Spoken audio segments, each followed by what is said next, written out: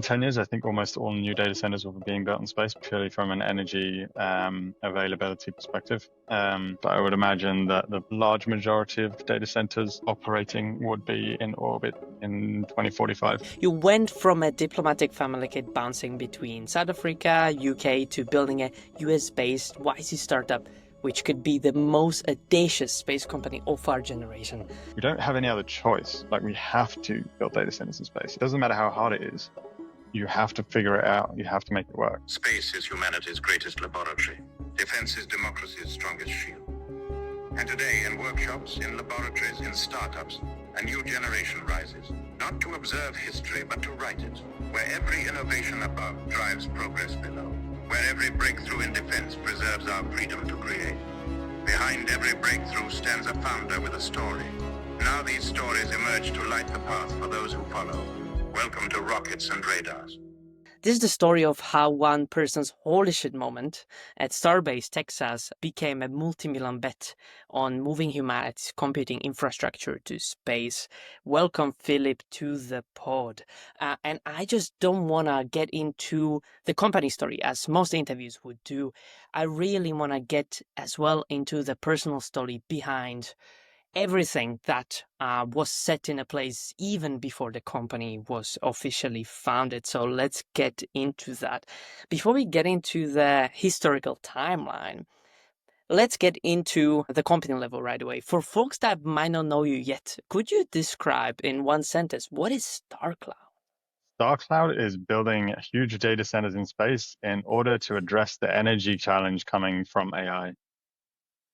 Okay, awesome. You have worked on this pitch for a long time. I can see there. Okay, great. Now let's get into the personal side. Who is Philip when he's not working on Starcloud? To be very frank, that is literally all I do right now. So I'm a very boring person when I'm not working on Starcloud.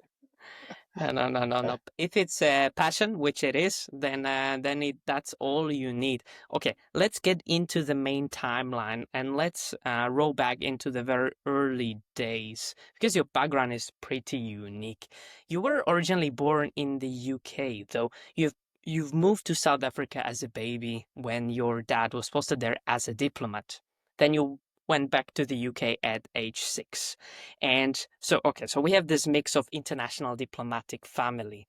Then you have a brother who also founded a YC startup. So then we have another thing in the mix, a competitive household. And I'm trying to understand from a personal side of you, how do you think that all of this shaped the way how you approach big risky bets like putting data centers in space by having this incredibly competitive environment even from an early age? One thing that having a identical twin brother gives you is particularly one that's like quite, competitive and doing cool stuff, is it teaches you what is possible. Like if he can do something, there is no reason I shouldn't be able to do it because, we have the same genetics and background and upbringing. So that's kind of like, I think what it gives you. It gives you a sense of what is possible and,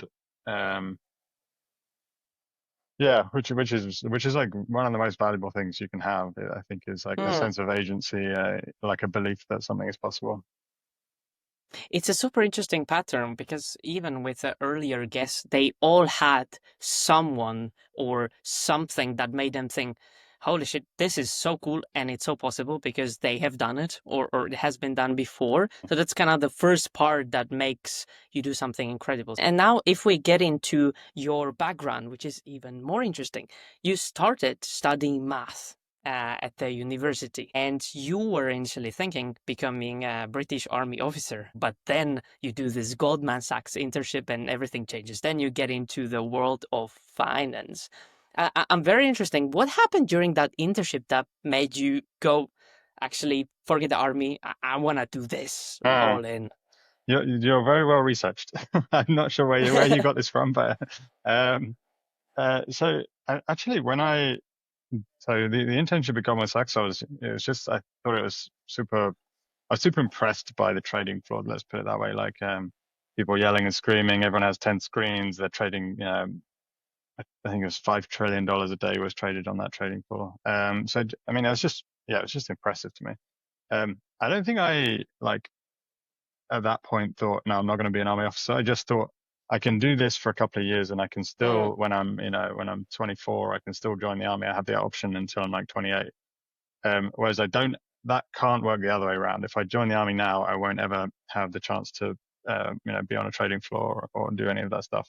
So it was kind of like, okay, I'll do this first, then I'll join the army, and then life happened and did the trading thing, and then they moved me to New York and then Singapore, and by that point, I was a bit old to go back into the army then. And what do you think, what this experience gives you as a competitive advantage, apart from other founders that would decide to do the same thing as you did?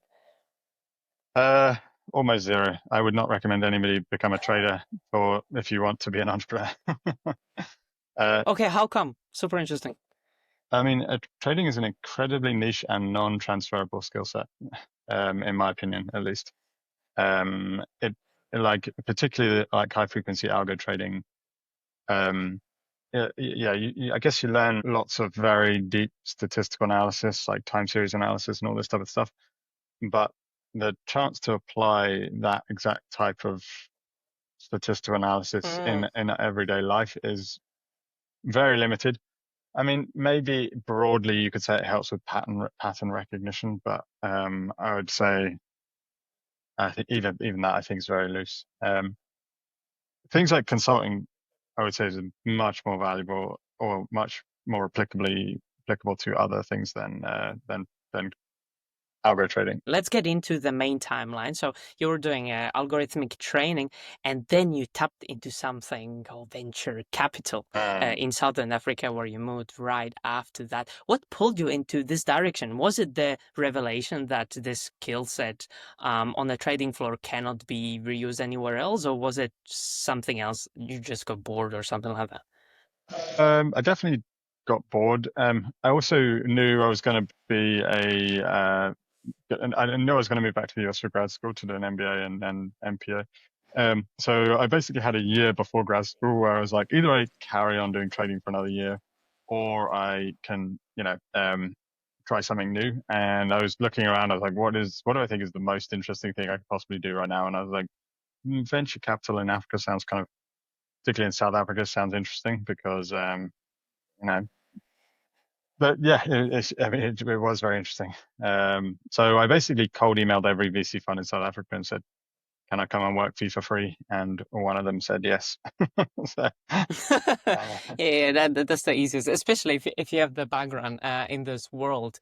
And do you think venture capital is a much stronger proposition compared to the consulting, for example, world, if you want to start a company? It's still not great. It's much better than algo trading for sure. But I would say the best path to founding a company is to go work for a startup. I would say management consulting is probably on par with venture capital in terms of skill sets you learn. Maybe I'd put management consulting slightly higher than VC. But the job of a VC is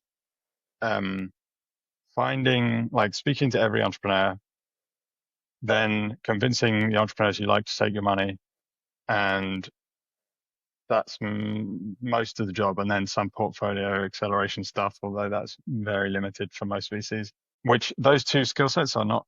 I mean, I guess they help you learn how to do BD and sales maybe, but I wouldn't say are mega useful in teaching you how to, problem solve and things like that. And I will stay on a topic of consulting before we get into the entrepreneurship part of your career. So the Harvard program that you were doing during your tenure as a VC that you mentioned led you to McKinsey Dubai, where you were working on satellite projects for the UAE and Saudi space agencies, which got you exposed to the space ecosystem. Was it something that you wanted to do already looking into this sector, or was it again a random coincidence that pulled you into this direction? I mean, I was very interested in it. I definitely pushed for those projects, but I did some non-space agency stuff as well. So I guess I was lucky that those projects came up while I was there. But yeah, I definitely pushed for those. And do you think it contributed towards your next big milestone a few years later, starting Lumen Orbit, or was it again very coincidental Yeah, on the big picture? no, it definitely contributed to that. Because I wouldn't have known that the launch cost was coming down so rapidly, or it wouldn't have stuck in my mind so viscerally, maybe. Okay, thanks for sharing that. And before we get into Lumen Orbit or Starcloud, that is called now, I want to look into a part of your journey that is also, I believe, very relevant to your career. As a founder, you actually started a company before you started Lumen Orbit. Tell us about that. Yeah, that was a digital brands aggregator, so e-commerce brands aggregator. So it's a bit like a company in the US called Thrasio. And yeah, there's a few in Europe. One's called Razor Group. Basically, it's like a private equity roll-up of e-commerce brands. So you basically buy e-commerce brands and then scale them. You successfully exited the company 6 months before the acquisition. Do you have any reflections or thoughts or advice from this journey as a first-time founder that you would love to share with other first-time founders, no matter the industry they are in? Yeah, I mean, I don't want to. I wouldn't say I was massively satisfied with the outcome of the way that that business went. To be honest, I think we'd certainly overlooked a few things. We were too dependent on debt in that business model. We also probably hired too quickly. So yeah, I don't want to overplay the the success of that business. Okay, then let's turn the cons over. Do you have any fuck up on your mind that you are not gonna repeat again? I almost certainly will not be taking venture debt in my current company, and I will almost certainly try and hire as few people as possible. Those are the two learnings, maybe. Okay, cool. Now let's get into the main topic of the evening. So let's get into what was precursing the creation of Lumen Orbit or Starcloud now. So you're between companies in May 23, and you decide to take a trip to see Starship at Starbase, Texas. What did you see there that blew your mind, that led you to the creation of the company that you are leading right now? Yeah. So Starbase, Texas is where they're building the Starship program. It's this launch vehicle which will lower the cost of launch by at least 10x, maybe up to 100x. So, from about $6,000 a kilo now down to $60 a kilo or less. What struck me about being there was the capacity they're building for is absolutely enormous. So they're building these Starship gigafactories, which is basically like a Tesla production line for Starships. So while the launch cost might come down by 100x, the launch capacity over the next few years might go up by 1,000x. And the reason for that is the capacity they're building just compounds. So if you can, I think that those gigafactories are designed to produce 3 Starships a week. If you build, let's say, it's 3 Starships a day, sorry. If you build like 1 Starship a day for a year, at the end of the year, you have 365 Starships. Whereas if you build 1 Falcon 9, the current rocket, every day for a year, at the end of the year, you still have 1 Falcon 9 because they dispose of the whole upstage every time. So the capacity that's coming is absolutely enormous. And that visit led you to explore space-based solar power, if I'm right, with your friend Ezra. Tell us more about that. What was going on in your head regarding the idea that got sparked at that location? Yeah. Space-based solar power is not a new concept. It's basically where you have huge solar panels in space and then you somehow beam the power down. I think what it requires is both lower cost launch and huge capacity for launch, both of which looked like they were coming down the line with Starship. So yeah, we started discussing if that was, what the launch cost would need to be for that to be viable. And we came to a number around $50 a kilo for that to make sense, which is within the realm of what's possible with Starship. Then we realized, well, almost all new energy projects terrestrially are being built for data centers. So what if we, instead of, so that's probably quite likely what the power was going to be used for. So rather than, beaming the power down, what if we could send the data centers back to space? If there's some cheap mechanism of getting it to space, then what would the launch cost need to be? So basically we ran the numbers and we came to a break-even launch cost around $400 or $500 a kilo. So much closer to where we currently are. And so the thinking then is, okay, the first thing you should do is actually build data centers in space rather than trying to beam all that power down. How long it took you to actually analyze this market to understand, okay, so there's an opportunity and there's a gap that we can actually fill, just to understand the whole timeline of the genesis of everything? The white paper that we put together probably took a few weeks to put together. The AI tools were not as good as they are now. If we had those AI tools, we probably could have done it in a day. Let's get into December 2023. You, Ezra, and Adi Alton band together to find what becomes Lumen Orbit, the very first name of your company back then. Ezra brings a decade of satellite design from Airbus Defense Space. Adi brings 20 years at Microsoft plus SpaceX Starlink experience. How did you convince those two world-class engineers to bet their careers on data centers in space that, well, back then was still an awful idea for sure? Well, it wasn't really, as I say, it wasn't data centers in space. I would say it's more their idea than it is mine, if anything, because they're the engineers. Particularly Adi had been thinking about this for a long time. So Adi had already registered stellarcloud.com or stellarcloud.io, I think, as a domain name before we even spoke to him.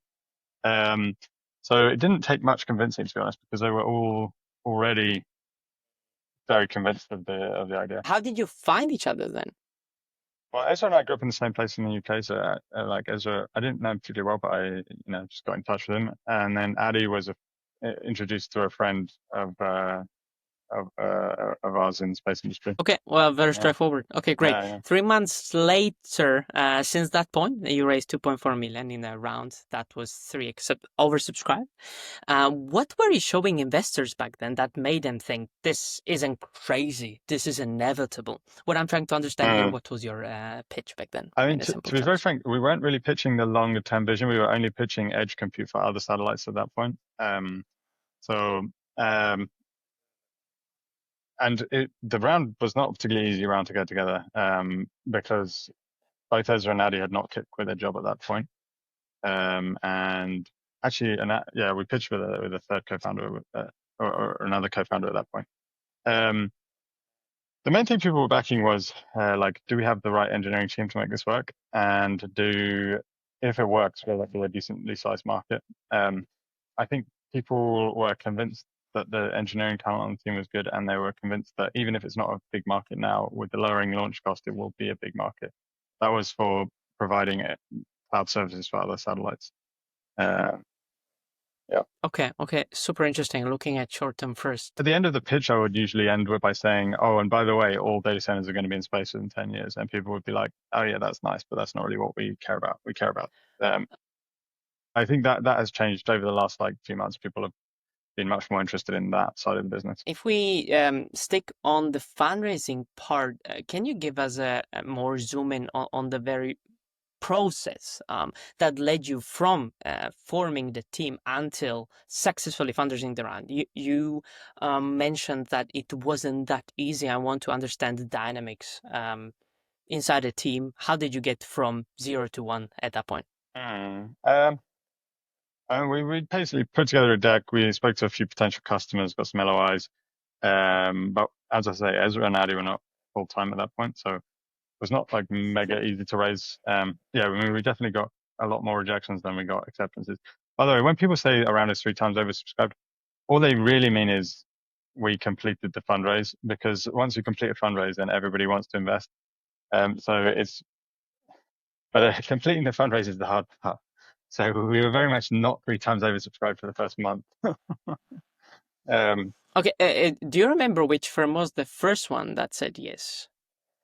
I remember who the first person that said yes was. It was an angel called Russell Long, who put in $300K.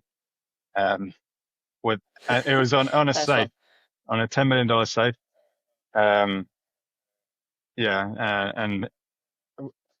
The American angels are absolute godsend, because they sign and wire on the same day. So he was like, "Yeah, I'm in for 300K, at 10 million cap. Send me the safe and I'll wire later." And compared to that, just doesn't happen, in my opinion, in Europe, because they're like, "Who else is in? When's the round going to close? If you get 80% of the round filled, then I'll come in." Blah blah blah blah blah, and they go through this whole thing, and then you never get anybody to actually send you any money. Whereas with the Mm. American angels, they understand, they like that it's a point of pride for them to not ask who's in. And it's also a point of pride for them to be, like the first to wire. Because now I'm on a podcast telling you who that guy is and how much of a big difference he made in our company's history. Because then you go to the next meeting and you say, oh yeah, we filled 300K. We're just, and then they know, oh, okay, well, they're funded for the next 6 months. They can pay the salaries for like the next 6 months. So like, if I put in another 200K into this, it's not going to be bust for the next year, and I'm not going to look that stupid. Just having that first momentum is like incredibly helpful. Yeah. Cool. And if you remember, what was the thing that convinced the angel that you just mentioned, Russell, to actually put the check? Was it the idea? Was there any specific part of your pitch that resonated with him? He was one of the few people that actually did care about the long-term vision and did see that there was kind of an energy play here, because he's very interested in climate tech. So I think he might have been one of the few that actually did care about that. That's the one. And I think the second thing is, he thought the team was decent. If you went back with the wisdom and the knowledge that you have now, what would you do differently in that very first round? I think I would have talked about the business we're doing now more, which is like we could replace, or we could move almost all data centers to space. Like that. That's a much more interesting proposition. I'd more focus on the long term. I think that's a much more interesting proposition for a lot of people. No, it's so much easy to understand as well, I think. Yeah. If you communicate that. Okay, great. Super. So right within that time of raising that fund, you set up or incorporate in Redmond, Washington. Not exactly where people think space companies go. But I guess that was a very intentional location choice. So I'm very curious, what led you to choose that location in the first place? And also very curious if you have thought about any other places to incorporate, like El Segundo or Bay Area, or even other places where you lived before. Yeah. We actually incorporated initially in El Segundo. So Ezra and I spent a month in El Segundo at the beginning. And the reason was everybody told us that's where space companies were, because SpaceX was there, and there was a lot of like NASA's Jet Propulsion Laboratories there. So it turns out everybody in LA knows about propulsion and launch aerodynamics and these types of things, and nobody knows how to build a satellite. Or at least very few people know how to build a satellite. And the reason for that is NASA's, or no, not NASA, sorry, SpaceX's launch team is there, but SpaceX's entire satellite team is in Redmond, Washington. So like the whole Starlink team is in Redmond. And beyond that, you have Kuiper, which is, so 90% of all satellites launched in the last 2 years were designed and built in Redmond.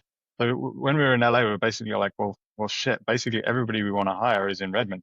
Because, so you have Project Kuiper, which is the AWS, like Starlink version. You have Starlink, you have Blue Origin, and then on the data center side, you have AWS and Azure, who are the two biggest data center companies. And all of their hardware teams are here, and all of the Google Cloud hardware team is here. So it's like, shit, everybody we want to hire lives in Redmond, Washington. So okay, cool. So then we moved up here. But yeah, it's a big misconception. People don't realize, but actually for satellites, Redmond's like the global capital. No, fair point. But I would say the conclusion would be where your talent is, or where the talent is most concentrated. Yes. Awesome, cool. The next big milestone, YC. And before I get into that, I want to understand, where have you been before you got into YC as a company, on the product side, on the team side? We covered the fundraising part, so I'm curious about those other two. Yeah, we were in a 4-person WeWork room in Redmond when we applied to YC. I had actually the application videos on our on YouTube. Like behind me, there's like all these like oscilloscopes. Like there's a bunch next to me right now. I will put that video here on the top of us. Hi, I'm a Combinator. I'm Adi, and before Luminal Read, I was a principal software engineer at SpaceX working on Starbase. Hi, I'm Ezra, and I was previously designing and building satellites with Airbus Defence and Space, and I have a PhD in engineering from Imperial College London. Hi there, I'm Philip. I'm a second-time founder, and I was previously also at McKinsey working on satellite projects for national space agencies. So at Lumen Orbit, we're building a constellation of orbital data processing satellites to serve other satellites. You can think of us a bit like AWS for space. Currently, there are huge constraints for downlinking data from other satellites. So by processing data at the edge, we can increase the usefulness of other satellites by orders of magnitude. We started on this full-time a few months ago, and we'll launch our demonstrator in May next year. And we're actually currently building our payload in our WeWork as we speak. I don't know if you can see all of this stuff behind us. Anyway, thanks very much, guys. Thank you. Looking forward to talking about it. Yeah, we'd done basically the CAD work for the first design, and we'd booked a launch, contracted a bus supplier. We'd got a first, like somebody who was going to pay us on the first satellite. So I mean, we'd made decent. It was the third time we applied to YC, second time with this company, but they were basically looking at the progress from when we got rejected in October to when we reapplied to when we re-interviewed in May the next year. And I think, given that none of us were full time in October when we got rejected, to then we were all full time in Redmond building a satellite. I think it showed some progress. We deliberately didn't hire because. Actually, we deliberately didn't hire for the first 18 months, but yeah. Do you think YC has done a very big role in the journey of the company? I personally think YC was extremely helpful for us. It's hard to know though, because I don't have the counterfactual, but it feels like things started to accelerate a lot after we got into YC. Do you think YC is the right place for space tech right now? 100%. 100%. Yeah, I mean, there's a lot of space companies that went through YC, like ones that are doing pretty well, like Astranis and Stoke Space and Hubble Networks. And during the YC tenure, you actually published the white paper that you mentioned before, Why We Should Train AI in Space, that went viral. Why was this white paper so important for you as a company? The white paper was very important. Actually, not just white paper, but we did this launch video where we have this concept video of this 5 gigawatt, 4 kilometer by 4 kilometer solar panel, which got a lot of attention at the time. In fact, yeah, we basically got roundly pilloried on Hacker News and on X. Lots of people thought we were basically crazy. Actually, there was a point during that whole fundraiser where we're like, oh shit, like maybe we should have kept quiet a bit until we proved it worked. So yeah, I think it was helpful. It's been helpful subsequently for sure, because it positions us as the leader in the space. Regarding talking publicly about what you are doing, which you did mainly through the white paper, how do you find the balance of releasing the details, what they are doing, and not releasing? Yeah, it's definitely a debate that we have internally. Myself, I'm more on the releasing, and some of my co-founders are less on the releasing side of things. Yeah, it's a debate we have internally. I don't think we've necessarily got the perfect balance, but yeah, seems to work right now. No, I was just super curious because in Europe, the default is don't talk about it at all until you get into some point, which I think is a bit flawed. So going a bit public as you did, I think is the right approach, even though you're in a strong hardware first type of company. Yeah, one role model for me on that front is the way SpaceX does things. Like the fact that Elon has done several Starbase walkthroughs where he basically will talk about every part of the hardware. I mean, it's just unthinkable for a company like Boeing or NASA to have done that. Which to me means it shows a level of confidence where you realize that your moat is not going to be in any individual piece of hardware that somebody can copy. The moat is in rapid iteration and rapid IP and technology development. Like that is the hard part to copy, not any individual component. And I'd say that is true for our company as well. And how do you approach iteration internally in your company? How do you think about going from product A to product B by trying different things and experimenting with them? We are very much a build it and see culture rather than a spend 6 months in CAD and see culture. So if we can start building hardware, we will. that is our sort of philosophy of the company. And how long is your product cycle, if you have any measure of that We're internally? trying to launch at least once a year, a new satellite at least once a year. So most like space startups take 4 years to launch the first satellite. We designed, built, tested the first satellite in 18 months. We're now 6 months delayed on the launch, but so it's going to be 2 years basically from start to first launch, and then every year after that we'll launch at least one satellite. Yeah, but regarding launch windows, there is always a slip-off also on the SpaceX stuff. So I think that's pretty okay. Okay, great. Let's get into the demo day. Over 200 VCs reached out to you after that time, where you closed another round in a few days at the $11 million led by NFX, with Morgan Beller joining your board, who was previously leading Stoke Space and Starship Space, which is super interesting. And what I'm interested about, how was the second round different from the first one? The second round was a lot quicker. Fundraising is always actually quite stressful, even if it's a good and quick and easy round, because you always end up anchoring on whatever the highest valuation anybody ever tells you, regardless if it's in a term sheet or not, is the thing you end up anchoring on. So yeah, I mean, there was a point during that second raise where we were like, well, so we probably got rejected by 5 or 10 VCs or something in the first 2 days. And we were like, oh shit, maybe this round isn't going to come together at all. And then, but we still had like 200 calls left. And then we met some people who thought what we're doing was interesting. So, but yeah, it was a lot quicker. It was basically just a lot quicker. Okay, cool. And right after that fundraise, what were your priorities internally in the company, either within product team or the strategy of where have you decided to go? How were you prioritizing everything? Now you have a bunch of cash lying in. What did you do about it? It still took another 6 months to make our first hire, which I'm quite proud of. So even though we could easily be a team of a company of 30 people right now, but we are only 10, and I'm really proud of that. But they are the 10 most kickass engineers in the world. And if people don't believe me, they should go to starcloud.com/team and have a look for yourselves. Like we literally have the best engineering team in the world that could be working on this right now. So that was the big priority, was we spent an enormous amount of time interviewing and not hiring lots of people. How many interviews did you have before getting the first one, which I believe was Billy Montano? Yes. As the first, yeah.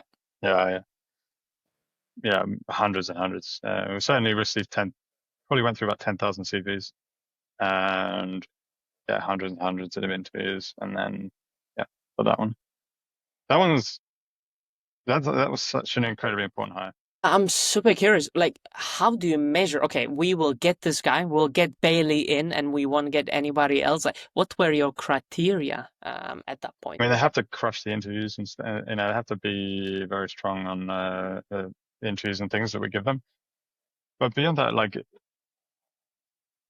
having experience at SpaceX was quite important for us, because that's the kind of culture that we want to build. Bailey was 4 years at SpaceX. The rest of the candidates, did you have a very similar process there, just aiming for excellence as well, or did you iterate on hiring as well throughout getting to another 9 people in your team? Same bar of excellence, yeah. It's just a lot easier. It's a lot easier to hire great people when you already have great people.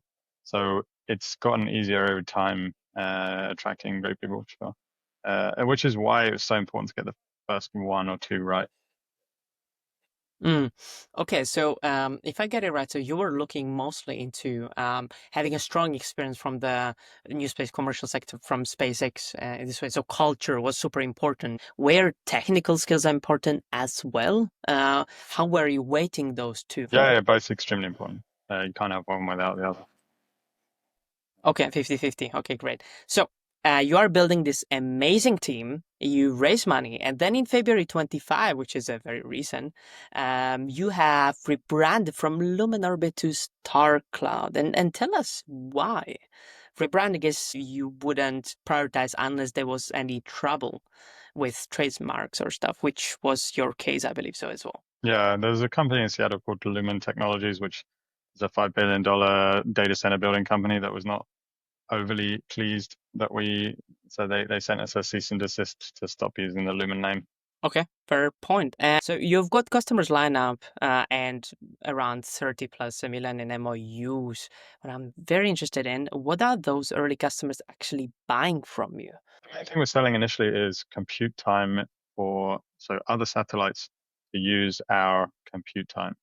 So we will have by far the most powerful GPUs in space on our second launch in October next year. And so anybody that wants to run high-powered inference without having to downlink huge amounts of data can send that data to us, and we can process it in space. That's the main use case for the second satellite. Were you pre-revenue once you got those MOUs, or have you got any paying customers already, even at that stage? I mean, it depends if you count that we have cash coming through the door from some sources like hosted payloads and grants and things like that. But until we have a product in the sky, which is first satellites going up in October, October, November time, it will be difficult to have revenue. Yeah. No, and now I was just curious because sometimes you can play the cards, right, by getting early checks, but totally get it. Okay, great. And I'm curious about the governmental contracts. Have you thought of them at all about pursuing those as well, or have you been fully focused on commercial? We're very aggressively going after government, particularly Department of Defense contracts. I can't say too much about that yet, but that is progressing with gusto, shall we say.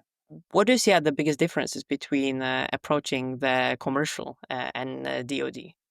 Well, DoD has many programs to fund R&D upfront, and that is the key benefit of going with DoD in the early stages. Okay. And within the long-term future, are you thinking about allocating a percentage of contracts on the commercial side and percentage on the governmental, or you don't have any clear strategy like that? You just try to maximize on both sides? Initially, we go for government, and then we switch over to commercial after we have a working product, because the government pays for R&D upfront, whereas commercial doesn't.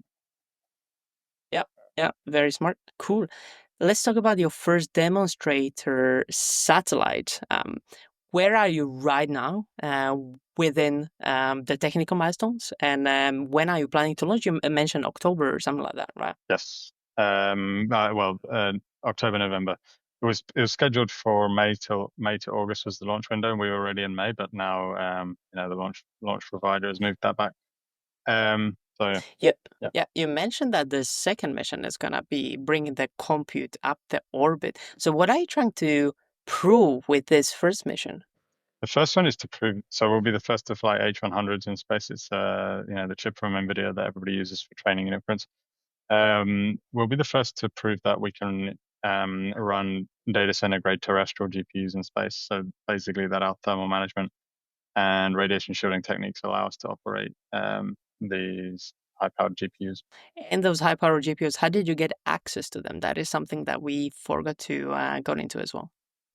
We are part of NVIDIA's Inception program, which is what's allowed us to buy these chips. But honestly, it's not super easy to get hold of these chips.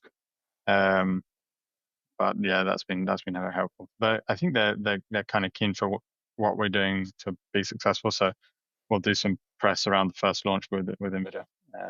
Okay, awesome. Let's get into your roadmap. Where are you going right now in a short and long term? We mentioned the demonstrator satellite. You mentioned slightly the second mission, but how do you see the whole strategy of the company going from this point? So yeah, first satellite in a few months, then in October next year, the first commercial offering, and then the plan is basically to scale up from there every year. So in 2028, we're looking at a 1 megawatt satellite, and then all the way up to a 40 megawatt satellite in the early 2030s. 40 megawatts is about what you can fit in one full Starship payload base. It's about 100 tons of compute, solar panels and radiators and satellite structure. Plan is basically to grow the satellite size until we hit that size, and then just launch as many of those as we can. And the expectation is that we'll be our all-in energy cost, including the cost of launch, will be about 10x lower than the energy cost from building new data centers terrestrially. Yeah, and is this cost structure based on calculations of having Starship ready to fly, right? What if, let's say that there is a delay for 5 more years? What happens to your company then? Yeah, then we just serve the satellite market. So with the business is profitable just serving the satellite market with the Falcon 9 launch cost. If we want to be competitive on an energy cost basis with terrestrial data centers, then we would need the launch cost to come down fairly significantly, which would require Starship or other things. Good plan. Great. Where do you see Starcloud past 2035, 40? I know it's a long time from here, but just curious how big your ambitions are in that timeline. You already have big vision, but I want to get into even a big one. Yeah, so 2035, in 10 years, I think almost all new data centers will be being built in space purely from an energy availability perspective. Then beyond that, in 2045, so within 20 years from now, it will take some time to build up a mass of orbital data centers, but I would imagine that the large majority of data centers operating would be in orbit in 2045. And how do you see the competitive market right now as we talk? The future is in orbit for sure, but how does the market react to the current technical readiness of this market, of this industry? Sorry. Yeah, so there's a few other companies who are looking at this. Sophia Space is one, Axiom Space, and then the two obvious bigger companies that could or would do this would be SpaceX in collaboration with XAI. And it's interesting to note that SpaceX just put $2 billion into XAI, as well as Project Kuiper with AWS. I've not heard anything definitive, but it looks like they're looking at this for sure. Okay, so those are behemoths. What is your ultimate value prop that you convince investors that you're gonna not beat them by capturing the whole market, but being competitive with those huge players like AWS or XAI? There's a few ways to answer that, but I think really the main thing is if we can have a small, lean, elite team of best engineers in the world working on this, I think we have a very good chance to produce something amazing. Great. Thank you so much for sharing this great overview since the very beginning until now. It has been super interesting. Now I want to ask a few quick fire questions if you're up to it. So I've prepared 5, 6 questions, and if you can answer them with sentence or two, that would be amazing. Very curious what you think here. What is the most painful rejection you have faced building Starcloud since the very beginning? Oh, that's a good question. Probably the first Y Combinator rejection. Because we got an interview, so it's like, oh yeah, it was very. Tell me more. Tell me more. We got an interview, so only 4% of companies get an interview. And I thought we had a good chance of getting in, and then we didn't. The most painful VC rejection was with Giant Capital in London. I don't know if you know those guys. Just because we spent some time with them, and we thought, I was like, if this comes together, we'll be good to go. And then it didn't, but then a few weeks later the round came together. But at the time, that one felt a bit painful. Back then, did you get any feedback on what was the thing that did you get you in?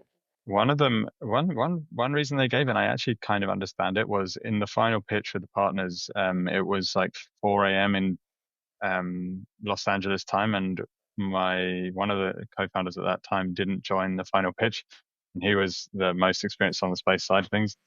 And I think they viewed that as a bad sign. Which honestly I understand, but it was 4 a.m. So. Understandable, I think. Anyway, next one. What is the biggest misconception people have about data centers in space? The general public. The biggest misconception is that the reason we're doing it is because space is cold, and therefore it will be easier to keep the data centers cold in space. Because the reason that is a misconception is because it's also a vacuum, and so dissipating heat in a vacuum is actually difficult. And actually, I have a side question from a personal side. So there have been a lot of initiatives on putting data centers underwater. Why do you think this initiative didn't work out at the end? Um, the most well-known one is the one that Microsoft did. And Yep. as I understand, they actually had some pretty good results from that. But the main reason, as I understand, is you don't get, it doesn't solve the power problem. You still need to run power cables out to these things. So that's also a misconception. People think that they're doing this because you get low cost cooling and therefore power consumption is much lower. That's not really actually. Your cooling costs might halve. Let's say they halve, but a cooling cost is only in an efficient data center 20% of the total energy anyway. So you're going from $100 of energy use to $90 of energy use. So which doesn't really solve the big problem, which is where do you get that energy from in the first place? Okay, great. Let's get into the next one. What do you think is the biggest mistake you've made as a founder, but as a founder of Starcloud, not the previous company that you mentioned before? Probably, yeah, it's probably on the first raise, not being clear enough about what the long-term vision is. Fair point. Cool. You've called this the last business ever, because as you mentioned, publicly you're on a path to building a Dyson sphere. Are you actually planning to be the company that harvests 100% of the sun's energy, or was it a more poetical game on the PR market? No, 100%. That is. When Okay, I say well, the that's a vision. last business ever, I think I probably mean last physical business ever, because there'll be huge businesses built in the cloud, obviously. But the end state of any intelligent star system is to build a Matryoshka brain. And I think, yeah, we're the first company ever to be on a path to building a Matryoshka brain. Mm-hmm. Next one. What is your most controversial opinion about the future of the space economy or industry that other people might not believe in? It's that the Fermion paradox implies that we are very rapidly heading towards some kind of calamitous event. I think there's like a close to 100% probability that we wipe ourselves out very soon, like in the next 100 years, probably. Maybe less. In particular, it's because of the Fermi paradox. It's not because I think I can foresee something about AI being self-destructive. It's literally because I think we would see life everywhere in the galaxy if that wasn't the end state. Amazing. Thanks for sharing that. And here we close this episode. Amazing journey, amazing insights. Philip, there are founders right now sitting in their apartments, maybe working at Goldman Sachs, as you did, or McKinsey, or some other traditional company, looking at problems that seem unsolvable and industries that seem impossible to disrupt, at least in a short term. They're being told their ideas are too crazy, too capital intensive, too far-fetched, especially outside of the US. You literally convince investors to give you over $20 million to put data centers in space. What would you tell that person who is staring at their laptop at 2 a.m. right now, wondering if they should start something like you did? You shouldn't. It is. There is a fine line between crazy and non-crazy. You want your idea to seem crazy for like 6 to 12 months and then not seem crazy quite quickly after that. If your idea continues to seem crazy for like more than a few years, it's not a good thing either. So, it's not like it's a universally good thing for everybody to pursue crazy ideas forever, because not all of them are. Some of them actually are crazy. So I think Yeah, I heard of some. you want to find out if to validate if your idea actually is or isn't crazy. You want to understand what proprietary knowledge you have that other people don't have that makes them think it's crazy and you not think it's crazy. If you can identify that, that can give you some confidence that you might not be crazy. Yeah, that you might have something that could be a very great starting point. Yeah. Okay, amazing. Super. Thank you for sharing your thoughts. At least identify what you believe about the world. Like, for example, lots of people thought what we're doing is crazy, and lots of people still think what we're doing is crazy because they think building data centers in space is very hard. And on that point, I agree with them. Building data centers in space is very hard. I think where we disagree is then on the 5 to 10 year demand for electricity and what that implies about how hard you should try to get new energy. If I thought we were going to grow energy demand by 50% over the next 5 years and then basically stop growing. I would not bother building data centers in space. If you think we're going to double in the next 3 years and then double in the next 3 years after that and then double in the next 3 years after that, we don't have any other choice. Like, we have to build data centers in space. It doesn't matter how hard it is. You have to figure it out. You have to make it work. So that like when I go into, so long as I've identified that as the thing that I disagree with people on, I don't disagree with people on the fact that building data centers in space is hard. What I disagree on is the 5 to 10 year demand for electricity consumption. Maybe that's the thing that I've identified as the thing I disagree with people on, and what that implies for how hard you should try. Anyway. Yeah, very interesting perspective here. Okay, great. Our main audience are actually early stage space founders that are watching this or listening this. What do you think? What would be the most important lesson you would want to take away from this episode to them? And it doesn't have to be a lesson. It can be some key narrative or some key thought that it would be great if they take from this. The scarce resource is extremely strong technical talent. The scarce resource is not extremely good technical ideas. And so focus on that in the early days and not anything else. Because then it's going to be too late if you have the foundations wrong, right? Okay, great. Super. Thank you so much for this hour of your time. It has been great. I think a lot of cool insights that our audience will love. So thank you very much for joining here. I really appreciate it. Thank you.